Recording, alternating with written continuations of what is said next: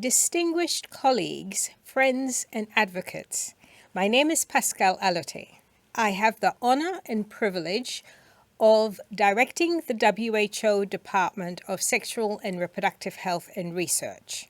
I am also the director of the UN Special Program on Human Reproduction, HRP, co-sponsored by WHO, UNFPA, UNDP, UNICEF, and the World Bank. I have very interesting memories of Brisbane, including the birth of my son, so I am particularly sorry that I couldn't be there in person with you. But it is also no secret that we are living in a moment of profound fragility, with impacts on all of us, including our institutions. So I really do need to be here in WHO at this time. Sexual health has never been more visible on the global stage. The language of rights, pleasure, equity, and autonomy is echoed in public health strategies, in courtrooms, in classrooms, and in communities. But this visibility comes with vulnerability. Around the world, hard-won gains are being questioned and sometimes reversed. Scientific truths are increasingly overshadowed by political expediency and disinformation.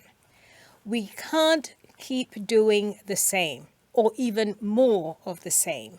We need to be self-critical and reflect with humility, integrity, and thoughtfulness, and why and for whom we have all chosen to work in this area.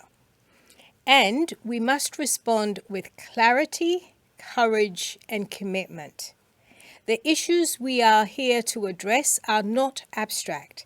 They are anchored in the lived experiences of people, in unmet needs, unsafe encounters, restricted access, and silence.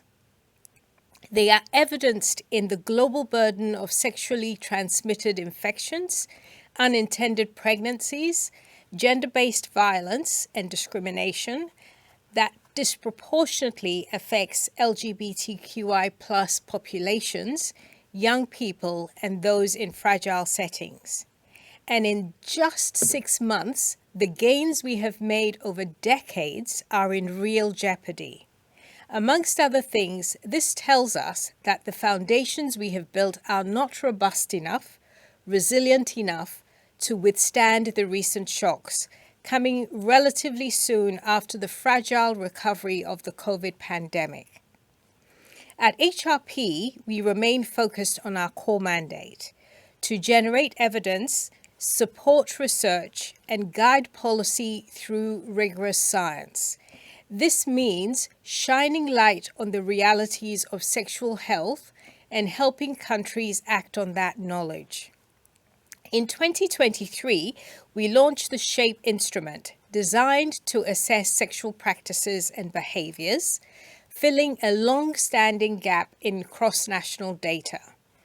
Understanding sexual behavior is not about surveillance. It's about ensuring that public health interventions are relevant, respectful, well-informed, and effective. If we do not understand how people navigate their sexual lives, we cannot meaningfully promote health or protect rights. This week, together with WAS, we are proud to showcase how SHAPE has been used by research teams in the US, Portugal, and Mexico. This collaboration exemplifies what we need more of: science that is co-produced, translated, and applied to inform real-world decisions. We are also advancing global norms to protect the health of populations too often neglected by systems and standards. WHO's forthcoming guideline on the health of transgender and gender-diverse persons is a direct response to country-level requests for clarity, guidance, and accountability.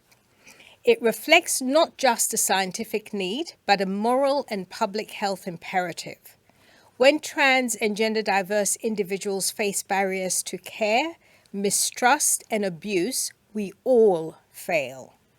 Similarly, our work on intersex health, reflects the ethical urgency of aligning clinical practices with human rights. A 2024 HRP-led review of sex normalizing surgeries on intersex children under 10 revealed that many of these interventions are justified not by medical necessity, but by social discomfort, aesthetic preference, gender conformity, and parental anxiety. Such practices can lead to lifelong trauma, pain, and stigma. Science, in this case, becomes a vehicle for accountability, helping governments and providers reconsider what care truly means. Another critical front is comprehensive sexuality education. The evidence is unequivocal. CSC delays sexual debut, promotes safer sex, and strengthens agency, particularly for girls and adolescents. It improves health literacy, challenges harmful gender norms, and reduces violence. CSC is not about ideology. It is about health, dignity, and evidence. WHO stands with our partners globally to promote sexuality education that is age-appropriate, rights-based, and culturally responsive. And yet, in many settings, CSC is being distorted by misinformation and rejected by political rhetoric. This is a strong indication that evidence does not speak for itself. It must be interpreted, defended, and brought to life by those who work at the intersection of science, policy, and practice.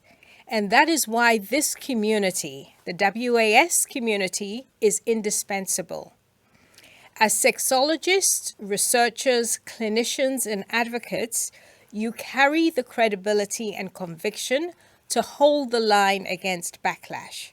You understand that advancing sexual health and rights is not just a matter of good practice, but of justice.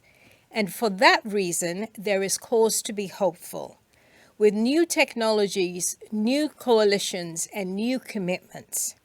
The HRP model, based on scientific rigor, UN collaboration, smart partnerships with many of you, and rights-based values, shows us what is possible when diverse actors align around a shared agenda. I ask that you continue to work with us to promote the science, defend the truth, and to ensure that sexual health is not sidelined, but central to the health and well-being of all. Thank you.